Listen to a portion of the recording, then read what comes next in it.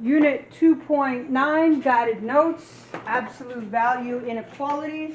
We already know how to play with absolute values. Now we're just going to look at the inequality version and how to graph it and how to write it in interval notation. So we're taking something we already know and extending it. That's how math works. It's also our last section of this unit, 2.9. So let's do this, right? Suppose you have the absolute value is greater than or equal to 5. We know we need to write it to the positive version and the negative version. You write the positive version with the same exact inequality symbol. All right, so it would be x greater than or equal to 5. When you write the negative version, flip the symbol. X is less than or equal to negative 5. Positive version, same inequality symbol. Negative version, flip the inequality symbol. Now you just graph it. X is greater than or equal to 5. X is less than or equal to negative 5.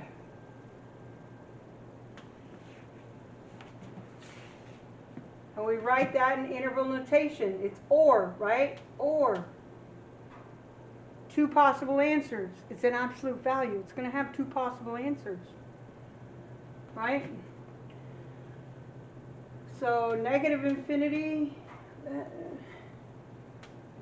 and writing infinity is hard.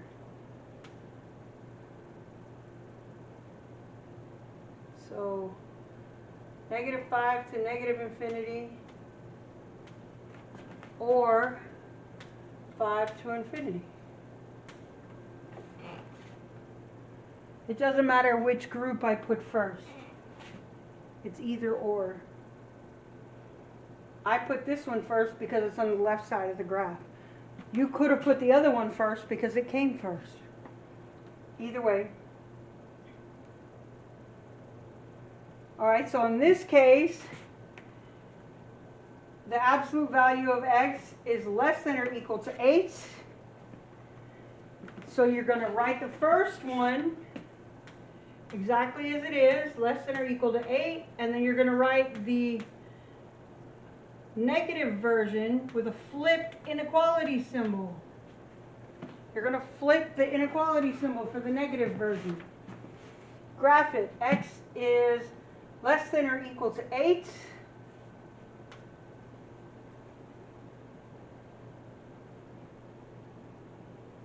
This is going to be weird. Oh, they're going to meet in the middle.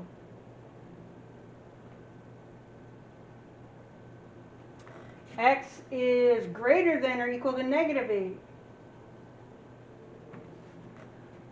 So it's telling you that it's less than here and greater than here. That means they're going to meet in the middle.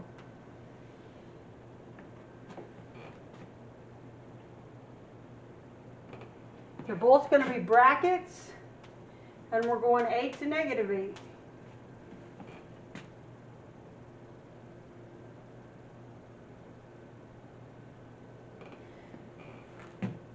So because it's greater than the positive version, you're going to get an or.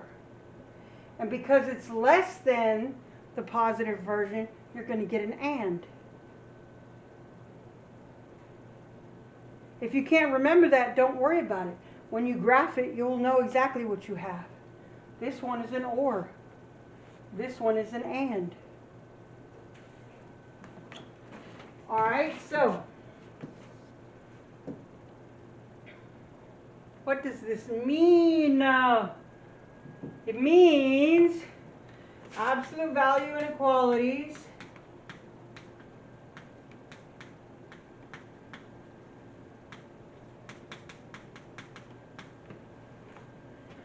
are really compound inequalities.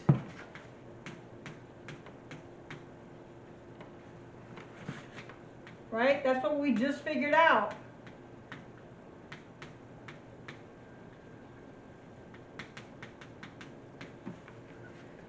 right? Less than is and, less than, that's what we just said, is and greater than is or. That's funny. That's literally what we just figured out. I told you, I'm teaching myself this at the same time as I'm teaching it to you. So I honestly figured it out when you figured it out. Alright, steps to solve. 1, isolate the absolute value expression. We know how to do that. If it's the absolute value of x, and on the outside is plus 4, we subtract 4 from both sides to get the absolute value by itself.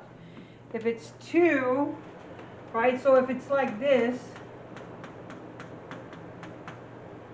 we subtract 4 from both sides to get the absolute value alone, and then we set it to the positive and negative, right? If it has a coefficient,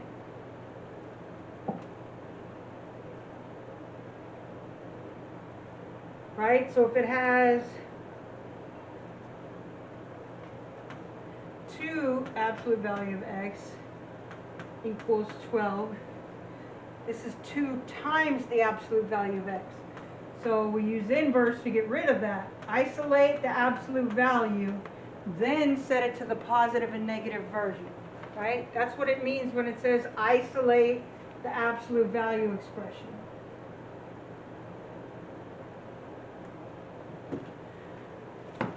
Create 2 cases. Use the KISS method. Keep it, switch, switch to set up the 2 cases, right? That's interesting, the KISS method. Keep it, switch, switch, right? That's what we did, right? Keep the original, switch the inequality symbol, and switch it to its opposite version, right? Its negative version. Keep it, switch, switch. Keep the original, and then switch the inequality symbol and switch from positive to negative. I like it. I've never heard that before. I've heard of the KISS method, but it normally means keep it simple, stupid, but whatever. Don't make things more complicated than they need to be. Just because you think math should be complicated, you don't have to make it more complicated. Anyway, create 2 cases, the positive and the negative, of course. Solve both inequalities. Graph the solution and write your answer in interval notation. Alright,